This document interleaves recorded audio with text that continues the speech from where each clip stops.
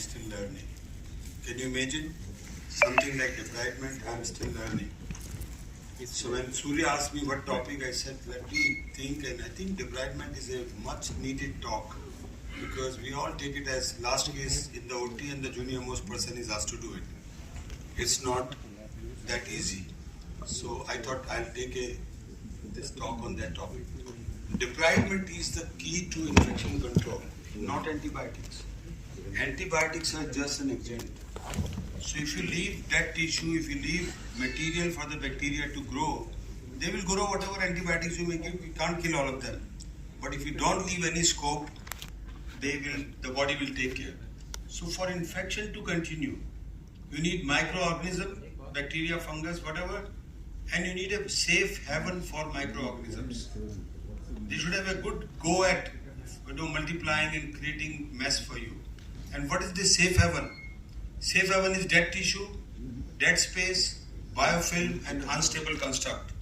If you take away this safe haven from the bacteria, they can do nothing. Of course, antibiotics are required, but safe haven is very important, and that's our cup of tea. We as surgeons can do this part. The microbiologists, the physicians will give you antibiotics, but this is your baby. You have to learn this art because that's your baby. Debridement, taking away safe haven of microorganism is your job so that infection should not stay there. So how have we evolved vis-a-vis infection control in so many years? In my PG days, for example, infection in the orthopedics, lost battle. Orthopedics में infection हो गया, आप कुछ नहीं हो सकता. Infection after internal fixation, remove the implant. If you do not remove the implant, infection will never settle. Then infection in a fracture non-union, no bone grafting. And we do it today. Infection in a process situation, cell absorption. अब no revision कुछ होता नहीं था. ये तो हो गया एक बार infection TKR में आप बस arthrodesis कर दो या amputation कर दो. Then infected processes TKR 2-stage revision, which is the current gold standard. And now where we are going is we are putting in processes at the same time. 1-stage revision. So what has made the difference? Same antibiotics, everything is same. What has made the difference is the approach to debridement. If you are so good about your debridement, you don't need 2-stage. You need to do only 1 stage and it works, and that is what has been shown in various studies. 2-stage, 1-stage doesn't make any difference. So what is the crux? Combination. Good debridement and proper antibiotics. For good debridement, it is you who has to understand. Proper antibiotics, you are zero. Don't play with antibiotics. They are the job of the physicians and particularly ID specialists. So what is the proper technique of debridement? It's something so simple. It is always done by the last person in the OT. 5 बजे अभी बस इसका debridement करके चले जाना घर. You have to take away the safe haven for microorganisms. They have no business to stay there. How you can ensure that is leave no dead tissue, leave no dead space, leave no biofilm, and leave a stable construct. If you understand these 4 principles of debridement, your bacteria will cry for survival because you are not leaving any food for them. There is no place for them. खाना भी नहीं है, घर भी नहीं है, डंडा लग पड़ा है एंटीबायोटिक का, बेचारे रुकेंगे कैसे? So let me present this representative case of a trauma case. So this 50-year-old man sustained comminuted fracture tibia on 19/3/20, bad fracture as you can see. He was operated 4 days later outside. Plating was done, and he developed wound infection which lasted for 2 months. Gradually dressing, it went away, and the infection kind of healed. That's the history he gave me. And then the fracture appeared something like this. It was not healing. There was no wound, no infection. It was more or less in non-union, diagnosed as non-union, and he was taken for bone grafting. So this is 9 months after the index surgery. He was taken for bone grafting. When the surgeon opened up, gush of pus came. And he was not prepared, he was shocked, he just closed the wound and told the patient, it's not my baby, I can't do this, is all infected. So he found pus and he closed the wound and came out. And this is the time the patient contacted me, 1 year from injury, 1 year from surgery more or less. And this was his condition, the implants and the wound. So I know this is an infection, chronic infection, that kind of a wound. What do? There are 2 options. One is debridement and external fixator, which is what most of us have been doing. Either we are Elizara or external fixator, whatever, we do a debridement, put that. Second is debridement and internal fixation. So I say if I can do one stage knee revision where knee implant is going to last for next 15 years, why can't I fix the fracture with internal fixation? The plate I can remove anytime. What is the difference between the two? So I could not. So I thought, why not? And this is the trend today. You can internally fix an infected fracture also. It's a stability. Those 4 principles you have to agree, and then only. So plan is debridement, removal of implant, stabilizing with an implant, another implant, and killing the dead space. If you have taken away all these, safe haven for the patient, this infection will cure. That's my understanding. So the operation called debridement, step by step better. It's a step by step operation. Can't mess up. So first is skin. Start with the skin, mark the skin, the dead skin and the surrounding scarred skin, and do a liberal skin excision. Don't care about how you're going to close it tomorrow. For that you have plastic surgeon colleagues. If I am ever doubtful, I ask them to see beforehand, because I'm going to be very ruthless about my skin debridement. You please close it tomorrow. And they say no problem.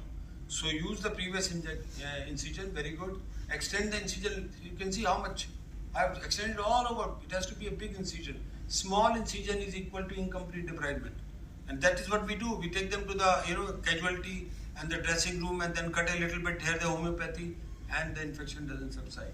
Excise all the scarred and the visible skin edges. So liberal skin. I don't care. It is my plastic surgeon who has to close it later. And this is what I did. Opened up everything, excise the skin, and then open. Again, deeper debridement. Look at the deeper debridement. You have to be very thorough with whatever looks scarred, avascular, infected. You have to remove all that thing.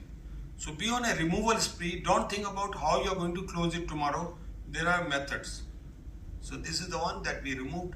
Such a big scarred, infected sinus from there, going all the way down to the knee, to the tibia, and that is the piece which came out. Then you come to next. After skin, muscle is there down there, fascia is there. Be ruthless. Muscle, fascia, you can be ruthless. You can excise whatever you want, but you can't leave a dead muscle. So remove all gray, non-contractile muscles. Color, consistency, we all know this. Be careful. If you're using a tourniquet, everything appears gray. So that's not a dead muscle. So it should be without tourniquet and see whether they are live or dead, and be ruthless. Muscle is one tissue, you can be ruthless.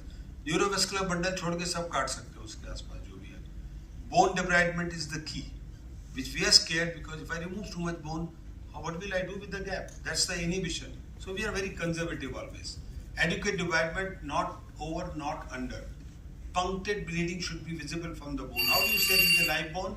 So this is paprika sign, medullary bleeding, nose. So I will just touch up a little bit. Bone debridement. So we remove the bone, that much bone, and you can see on the right side so much gap created. Now what do I do with? I have removed bone, I have done a good debridement. What do? I have to stabilize this.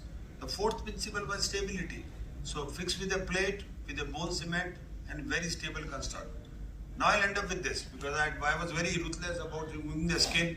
Now how do I close it? I tell my pediatric surgeon colleague, that day I put vac on this, and after a week, 10 days, once it was healthy, this was the vac put, and then he covered it with a flap, and job was done. Irrigation, you can use fluid, whatever, normal saline, I would not go into that. Closure strategy, whenever in doubt in an infected case, don't do primary closure, wait. Put a vac for 3-4 days, and if the infection is not there, you can close it yourself, or you can use a plastic surgeon's help. Vac dressing where there is a dead space. So sometimes there is a dead space and there is a bone, and you may put whatever drain, tube, they all get blocked. And if there is a dead space, there is a collection, that's a source of food for the infection. So infection healed and everything happened, and this is what happened. And I went in again after this was done. 3 months later, I removed the plate, put a nail inside, took double fibula, and bridged that gap. This patient is walking with a brace about now 1 year later. So it is healing now, that's the condition of the wound. So just to highlight that you have to be aggressive from word go. So do not hesitate to repeat the debridement also. Sometimes you have done once, it is still, simmering, redness and fluid coming out, and we give antibiotic and pray to God. No, go in again. Do another debridement and make it. Second case to just illustrate is PJI. So knee infection came to me like this, and there was a huge calf collection apart from the knee. So I went in, I debrided it, did a fixed spacer there. There was a lot of collection in the calf. And I knew if I just leave a drain, it will collect again. So I put a back dressing again, back sucked out everything, and it became like this, and I just closed it. So one stage was done like that, and within 3-4 months, this was one stage, and then I put a spacer there, and then revised it to second stage. I think I can add that. Now there's some pitfalls. Do I have 2 minutes just to quickly go over pitfalls? Debridement is required. We are like ostrich. We think it ठीक हो जाएगा. Antibiotic दे देते हैं. No. In orthopedics, you have to act fast. Debridement is the best chance. Debridement is relegated to junior most. Evening में. Not a good idea. That's one surgery I never give to my junior. I do it myself. Debridement is done in a dirty theater. Infection है उसको और infection कर दो. Dirty theater में ले जाओ. Debridement is taken as cleaning mostly. 5 minutes job. Tendency to retain the implant. We have this inhibition. अरे निकाल दूंगा तो ये क्या हो जाएगा पता नहीं कहाँ चला जाएगा. No, there are ways to stabilize, but you have to do what you have to do. You have to remove the implant sometimes. For example, a well-fixed TKR, if it is infected 3 months down the road, you have to remove that TKR. Trying to do in one stage. दो operation के बजाय एक बार कर दो. Patient क्या बोलेंगे कि कौन खर्चा करेगा? That shortcut doesn't work. So my message is, do not take debridement lightly. Aggression is the key word. Remove whatever is dead. Don't care how you're going to fill it up. You should have a plan with a plastic surgeon or whatever to do it again. Thank you very much. So it is always said. Debridement करेंगे, implant दिख जाएगा. Like आपने काफी कुछ clear कर दिया कि let's be aggressive. There are ways to heal it, and that's the message. फिर से आ जाएगा infection, and that is a disaster. अगली बार और बढ़ जाएगा. तो पहली बार नहीं होगा, दूसरी बार निकालना ही पड़ेगा.